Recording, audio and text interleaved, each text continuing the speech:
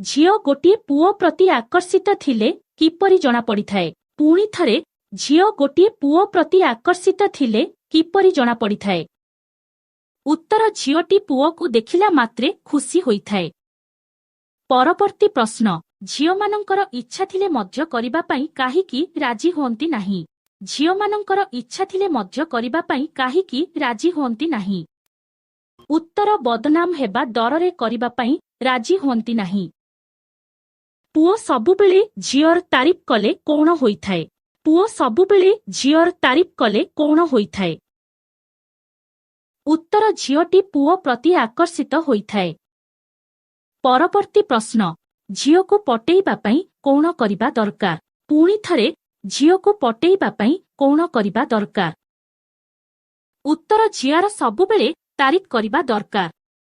ପରବର୍ତ୍ତୀ ପ୍ରଶ୍ନ, ଶାଳୀମାନେ ଭିଣୋଇଙ୍କୁ ତାଙ୍କର ଉପର ଜିନିଷ ଚିପିବା ପାଇଁ କାହିଁକି ଦେଇଥାନ୍ତି?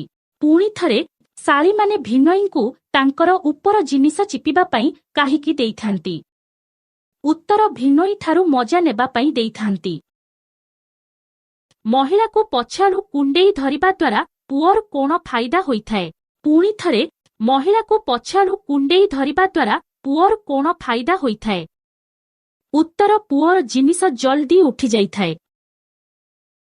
ପରବର୍ତ୍ତୀ ପ୍ରଶ୍ନ, କେଉଁ ଝିଅ କଦଳୀ ପାଟିରେ ନେବା ପାଇଁ ଇଚ୍ଛା କରିଥାଏ? ପୁଣି ଥରେ କେଉଁ ଝିଅ କଦଳୀ ପାଟିରେ ନେବା ପାଇଁ ଇଚ୍ଛା କରିଥାଏ?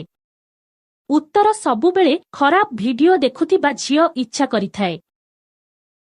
ପରବର୍ତ୍ତୀ ପ୍ରଶ୍ନ, ମହିଳାମାନେ କେଉଁ କାରଣରୁ ତାଙ୍କ ସ୍ୱାମୀମାନଙ୍କ ଉପରେ ରାଗିଥାନ୍ତି?